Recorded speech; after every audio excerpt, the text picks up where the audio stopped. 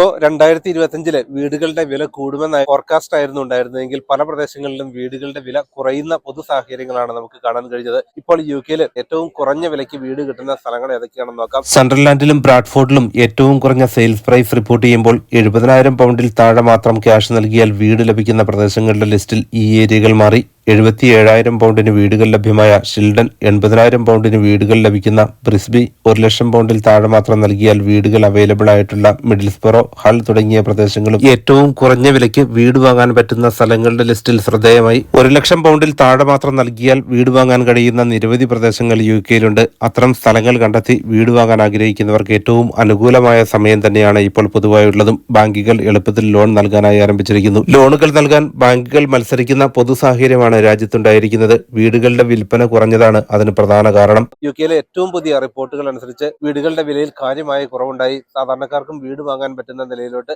പല പ്രദേശങ്ങളിലും വീടുകളുടെ വില താഴുകയും ചെയ്തു. പുതിയ കണക്കുകൾ അനുസരിച്ച് ഏറ്റവും കുറവ് വീടുകളുടെ വില റിപ്പോർട്ട് ചെയ്തിരിക്കുന്നത് സ്കോട്ട്ലൻഡിൽ തന്നെയാണ്. സ്കോട്ട്ലൻഡിലെ മദർവെല്ലിലെ ആവറേജ് ഹൗസ് പ്രൈസ് ലേറ്റസ്റ്റ് ആയി റിപ്പോർട്ട് ചെയ്തിരിക്കുന്നത് 1,29,000 പൗണ്ടാണ്. ഒരു വീട് വാങ്ങുന്നതിന് ഏറ്റവും കുറഞ്ഞ വിലയ്ക്ക് എല്ലാ സൗകര്യങ്ങളും ചുറ്റുവട്ടത്തുള്ള പ്രദേശമാണ് മദർവെൽ. അവിടെ ഇപ്പോൾ ആവറേജ് ഹൗസ് പ്രൈസ് 1,30,000 പൗണ്ടിൽ താഴെ മാത്രമാണ്. കുറഞ്ഞ ഡിപ്പോസിറ്റിൽ വീട് വാങ്ങാനും മോർഗേജ് ഒക്കെ പെട്ടെന്ന് തന്നെ ക്ലോസ് ചെയ്യാനും ആഗ്രഹമുള്ളവർക്കാണെങ്കിൽ തീർച്ചയായും ചൂസ് ചെയ്യാൻ പറ്റുന്ന നല്ലൊരു പ്രദേശം തന്നെയാണിത്. ഇനി ഇംഗ്ലണ്ടിലാണ് വീട് വാങ്ങുന്നതെങ്കിൽ ഏറ്റവും കുറഞ്ഞ വിലയ്ക്ക് വീട് വാങ്ങാൻ പറ്റിയ സ്ഥലങ്ങളാണ് കിങ്സ്റ്റൺ അപ്പോൺ ഹൾ ഉൾപ്പെടെയുള്ള ഏരിയ. ഇംഗ്ലണ്ടിലെ നോർത്ത് ഈസ്റ്റ് ഏരിയയാണിത്. കിങ്സ്റ്റൺ അപ്പോൺ ഹൾ ഉൾപ്പെടെയുള്ള പ്രദേശങ്ങളിൽ ധാരാളം വീടുകൾ വിൽപ്പനയ്ക്കുണ്ട്. ഏറ്റവും കുറഞ്ഞ വിലയ്ക്ക് വീട് വാങ്ങാൻ പറ്റിയ സ്ഥലങ്ങളുമാണിത്. കുറഞ്ഞ ഡിപ്പോസിറ്റിൽ വീട് വാങ്ങാൻ ആഗ്രഹിക്കുന്നവർക്കും ഏറ്റവും നല്ല സ്ഥലം തന്നെയാണ് കിങ്സ്റ്റൺ അപ്പോൺ ഹൾ ഉൾപ്പെടെയുള്ള പ്രദേശം. അതേപോലെ തന്നെ വീടുകൾ ധാരാളമായി ലഭ്യമായ ഏരിയയാണ് വെയിൽസിലെ 20ലധികം ലൊക്കേഷനുകളിൽ വീടിന്റെ ആവറേജ് വില 1,30,000 മാത്രം എന്ന റിപ്പോർട്ടുകളാണ് ലേറ്റസ്റ്റ് ആയി വരുന്നതും. കുറെ കാലം മുൻപ് വരെ വീടുകൾ കാര്യമായി ലഭ്യമല്ലായിരുന്നുവെങ്കിൽ വെയിൽസിലെ ഗ്രാമപ്രദേശങ്ങളിലൊക്കെ ഇപ്പോൾ ധാരാളം വീടുകൾ ലഭ്യമാണ്. 20ലധികം ലൊക്കേഷനുകളിൽ കുറഞ്ഞ വിലയ്ക്ക് വീട് വാങ്ങാൻ പറ്റിയ സാഹചര്യം കൂടിയാണ് വെയിൽസ് നൽകുന്നത്. അതുകൊണ്ട് തന്നെ റീലൊക്കേറ്റ് ചെയ്യാൻ ആഗ്രഹിക്കുന്നവർക്ക് ഏറ്റവും സ്യൂട്ടബിൾ ആയ സ്ഥലമായി വെയിൽസ് മാറുകയാണ്. ധാരാളം മലയാളികൾ റീലൊക്കേറ്റ് ചെയ്യാൻ ആഗ്രഹിക്കുന്ന ഒരു സ്ഥലമാണ് നോർത്തേൺ അയർലൻഡ്. പ്രത്യേകിച്ചും നോർത്തേൺ അയർലൻഡിലെ ചിലവ് കുറഞ്ഞ പ്രദേശങ്ങളായ ഡെറി ഉൾപ്പെടെയുള്ള സ്ഥലങ്ങൾ. അവിടെ ഇപ്പോൾ ആവറേജ് ഹൗസ് പ്രൈസ് ആയി ഏറ്റവും ലേറ്റസ്റ്റ് ആയ സ്റ്റാറ്റിസ്റ്റിക്സ് അനുസരിച്ച് ആവറേജ് ഹൗസ് പ്രൈസ് 1,63,000 ആണ് പ്രധാന ലൊക്കേഷനുകളിലെല്ലാം. ഇനി അതിലും കുറഞ്ഞ വിലയ്ക്ക് വീട് വാങ്ങാൻ പറ്റിയ സ്ഥലങ്ങളുണ്ട്. കുറച്ചുകൂടി ഇന്റീരിയർ ആയി പോവുകയാണെങ്കിൽ ഏകദേശം 1,40,000 പൗണ്ടിന് വീട് വാങ്ങാൻ പറ്റിയ ധാരാളം ഏരിയകളുമുണ്ട്. പ്രധാന സിറ്റിയോട് ചേർന്നുള്ള സ്ഥലങ്ങളിലാണെങ്കിലും 1,60,000 പൗണ്ട് ആവറേജിൽ വീട് വാങ്ങാൻ കഴിയും. ലണ്ടൻ ഏരിയയിലാണ് വീട് വാങ്ങാൻ ആഗ്രഹിക്കുന്നതെങ്കിൽ തീർച്ചയായിട്ടും ഏറ്റവും നല്ല പ്ലേസ് ആയി തെരഞ്ഞെടുത്തിരിക്കുന്നത് റിച്ച്മണ്ട് ഏരിയയാണ്. പല ക്രൈറ്റീരിയകളുടെ അടിസ്ഥാനത്തിലാണ് ഏറ്റവും നല്ല പ്രദേശമായി തെരഞ്ഞെടുത്തിരിക്കുന്നത്. അതിന് പ്രധാന കാരണം കുറഞ്ഞ ക്രൈം റേറ്റ്, എല്ലാ സൗകര്യങ്ങളും ചുറ്റുവട്ടത്ത്, മികച്ച സ്കൂളുകൾ, നിലവാരമുള്ള GP ഹോസ്പിറ്റലുകൾ, ഹൈ സ്റ്റാൻഡേർഡ് കെയർ നൽകുന്ന ഹോസ്പിറ്റലുകൾ തുടങ്ങിയ എല്ലാ കാര്യങ്ങളും കൺസിഡർ ചെയ്തുകൊണ്ട് ഏറ്റവും നല്ല സ്ഥലമായി തെരഞ്ഞെടുത്തിരിക്കുന്നു. ക്രൈം റേറ്റ് കുറഞ്ഞ സ്ഥലങ്ങളാണ് തെരഞ്ഞെടുക്കേണ്ടത്. ചില പ്രദേശങ്ങളിൽ വീടിനൊക്കെ തീരെ വില കുറവാണെങ്കിൽ ആ ഏരിയയിൽ ക്രൈം റേറ്റ് കൂടുതലാണ് തുടങ്ങിയ കാര്യങ്ങളൊക്കെ ഉണ്ടെങ്കിൽ ഓട്ടോമാറ്റിക്കായിട്ട് വീടിന് വില കുറയും. പ്രൈസ് ഗ്രോത്തും വളരെ കുറവായിരിക്കും. അതുകൊണ്ട് തന്നെ വീടിന് വില കൂടുതലാണെങ്കിലും ലണ്ടൻ ഉൾപ്പെടെയുള്ള വീടുകളിൽ വീട് വാങ്ങുകയാണെങ്കിൽ ഏതാനും വർഷങ്ങൾക്ക് ശേഷം വീടുകളുടെ വിലയിൽ കാര്യമായ വർധനവുണ്ടാകും. അതുകൊണ്ട് തന്നെ ഒരു ഹയർ വാല്യൂ ആഗ്രഹിക്കുന്നവരെ സംബന്ധിച്ചിടത്തോളം ലണ്ടൻ ഉൾപ്പെടെയുള്ള സ്ഥലങ്ങൾ തന്നെയാണ് ഏറ്റവും നല്ലത്. ലണ്ടൻ ബ്രിഡ്ജ് ഉൾപ്പെടെയുള്ള സ്ഥലങ്ങളിൽ ഏകദേശം 2 മില്യൺ ആ ലെവലിലാണ് ഇത് നൽകേണ്ടതെങ്കിൽ ഇവിടെ നിന്ന് അരമുക്കാൽ മണിക്കൂറൊക്കെ ട്രാവൽ ചെയ്യുകയാണെങ്കിൽ കമ്പാരിറ്റീവ്ലി വില കുറച്ച് വീട് വാങ്ങാൻ പറ്റിയ ധാരാളം സ്ഥലങ്ങളുണ്ട്. പ്രത്യേകിച്ചും ഗ്രേറ്റർ ലണ്ടൻ ഏരിയകളിലെല്ലാം 5 ലക്ഷം 6 ലക്ഷം പൗണ്ടിനൊക്കെ നല്ല വീട് വാങ്ങാൻ പറ്റിയ ധാരാളം ഏരിയകളുണ്ട്.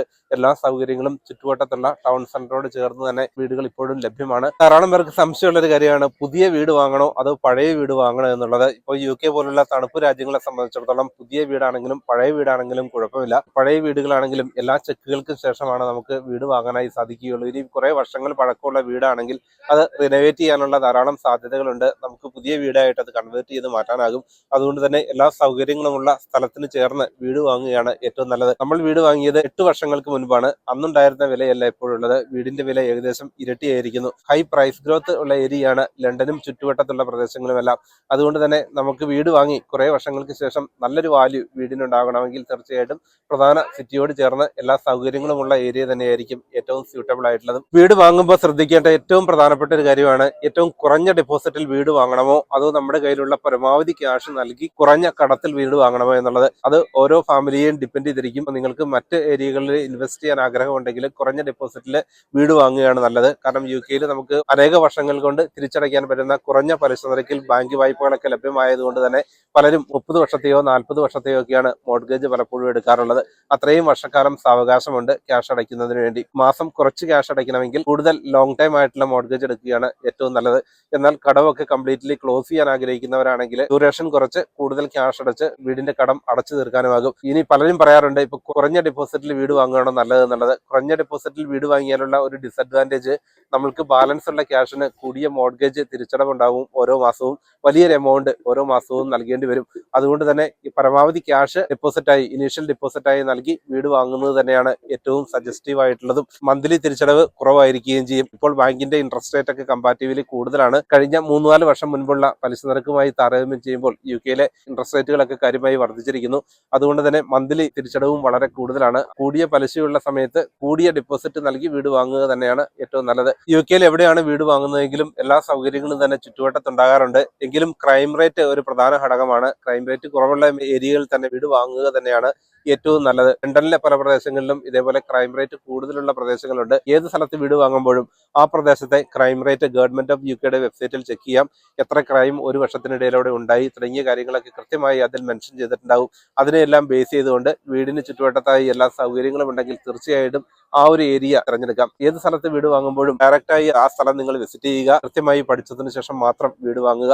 വീട് ഓൺലൈനിൽ വ്യൂ ചെയ്യുന്നതിന് പകരം ഡയറക്റ്റായി പോയി വീട് കാണുക.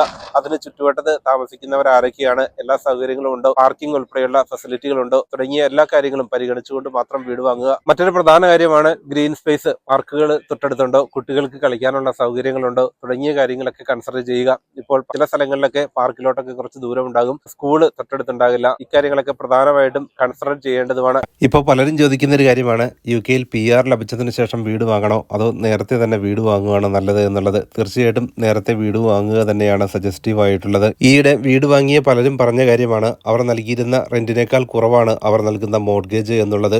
UK ഏറ്റവും പുതിയ പഠന റിപ്പോർട്ടുകളും സൂചിപ്പിക്കുന്നത് അങ്ങനെ തന്നെയാണ്. റെന്റിനേക്കാൾ 30% വരെ കുറവാണ് മോർഗേജ് തിരിച്ചടവ് എന്നുള്ളത്. നമ്മുടെ നാട്ടിൽ നിന്നും വ്യത്യസ്തമായി UK വീടുകളുടെ വില വളരെയധികം വർദ്ധിക്കുന്ന പൊതു സാഹചര്യങ്ങളാണുള്ളത്. അതുകൊണ്ട് തന്നെ വീട് വാങ്ങുക എന്നുള്ളത് ഒരു ഇൻവെസ്റ്റ്മെന്റ് ആയതുകൊണ്ടും വീടിനടയ്ക്കുന്ന മോർഗേജ് അതൊരു ഇൻവെസ്റ്റ്മെന്റ് ആയി തന്നെയാണ് കണക്കാക്കുക. വർഷങ്ങളോളം റെന്റിൽ താമസിക്കുന്നവരെ സംബന്ധിച്ചിടത്തോളം അവർ മറ്റുള്ളവരുടെ മോർഗേജ് അടയ്ക്കുകയാണ് അത്രയും കാലം ചെയ്തത്. ഒരു കാരണവശാലും ആ ഒരു രീതിയല്ല ഫോളോ ചെയ്യേണ്ടത്. എത്രയും വേഗം വീട് വാങ്ങി സ്വന്തം വീടിന് മോർഗേജ് അടച്ച് അതൊരു ഇൻവെസ്റ്റ്മെന്റ് ആക്കുക തന്നെയാണ് ഏറ്റവും നല്ലത്. വർക്ക് വിസയിലുള്ളവരുടെ കാര്യത്തിൽ നിങ്ങൾ ജോലി ചെയ്യുന്നതിന് സമീപമായ ഒരു വീട് വാങ്ങുക തന്നെയാണ് ആദ്യഘട്ടത്തിൽ നല്ലത്. പിന്നീട് PR ഒക്കെ ലഭിച്ചതിന് ശേഷം നിങ്ങൾക്ക് ഇഷ്ടമുള്ള മേഖലയിലോട്ട് റീലൊക്കേറ്റ് ചെയ്യുന്ന രീതിയാണ് പലരും സ്വീകരിക്കുന്നത്. കുറെ വർഷങ്ങൾക്ക് ശേഷം പലരും സിറ്റി ഏരിയകളിലോട്ട് മൂവ് ചെയ്യുന്നു. നിങ്ങൾക്ക് എന്തെങ്കിലും സംശയങ്ങൾ ഉണ്ടെങ്കിൽ താഴെ കമന്റ് ചെയ്യുക, ആൻസർ ചെയ്യാം. മറ്റൊരു പുതിയ ഇൻഫോർമേറ്റീവ് വീഡിയോയുമായി വീണ്ടും കാണാം.